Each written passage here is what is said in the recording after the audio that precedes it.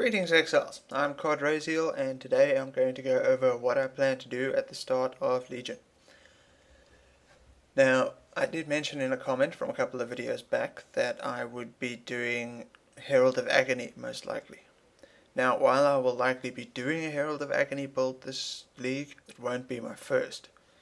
And the reason for this is twofold.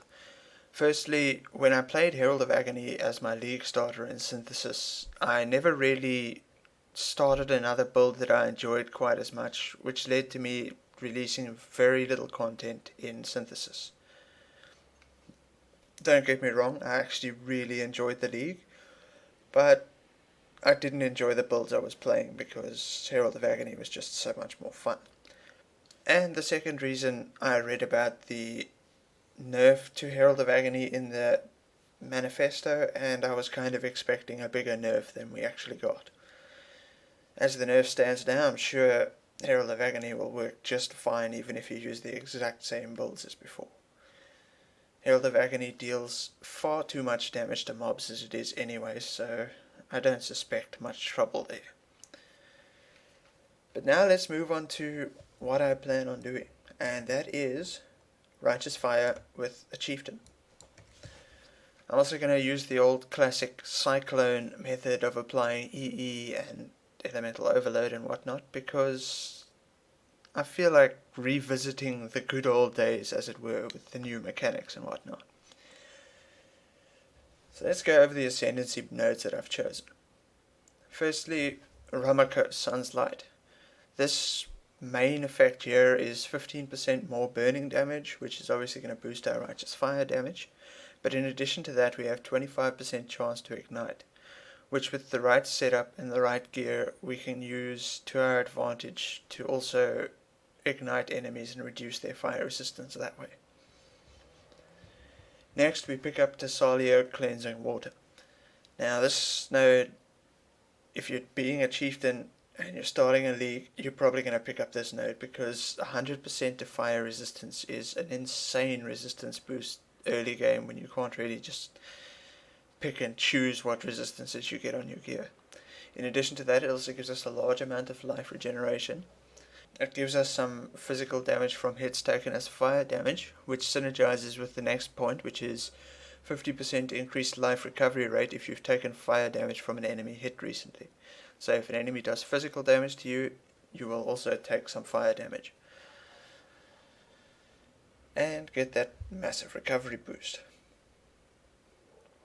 And lastly, I went with the two endurance charges nodes, which are Tau Hoa, Forest Strength, and Falako, Storm's Embrace.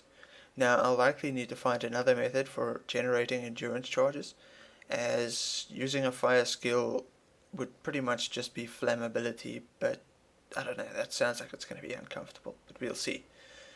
It also gives us a bit of fire damage per endurance charge.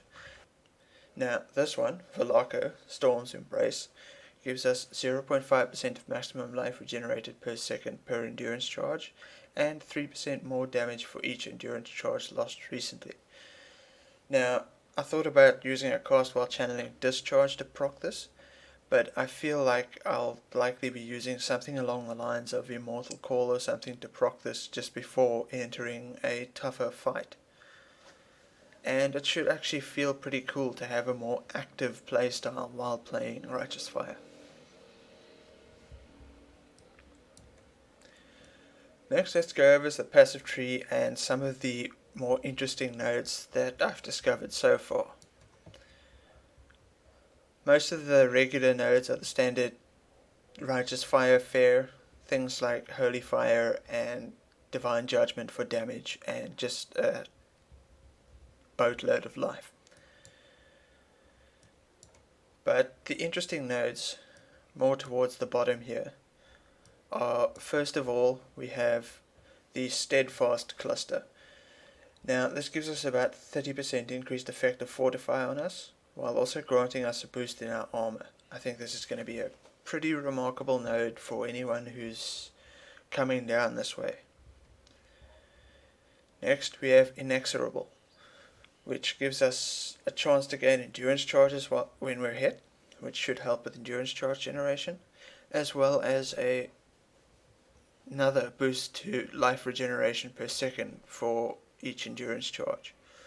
So it's just overall going to be a pretty nice node.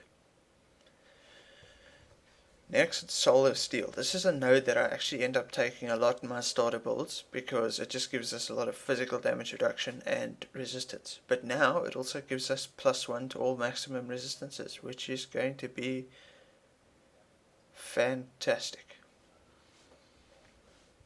And the last interesting node cluster I found was Rampart. Now this did exist before, but it wasn't nearly as good.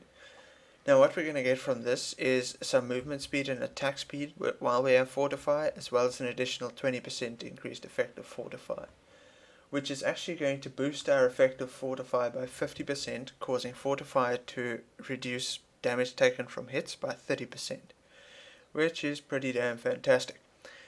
Overall, I'm very excited to try these things in Legion League, and I will keep you guys posted as I progress. So with all that said, I'd like to thank you all for watching, and good luck, and stay juicy, and enjoy Legion League, and like and subscribe.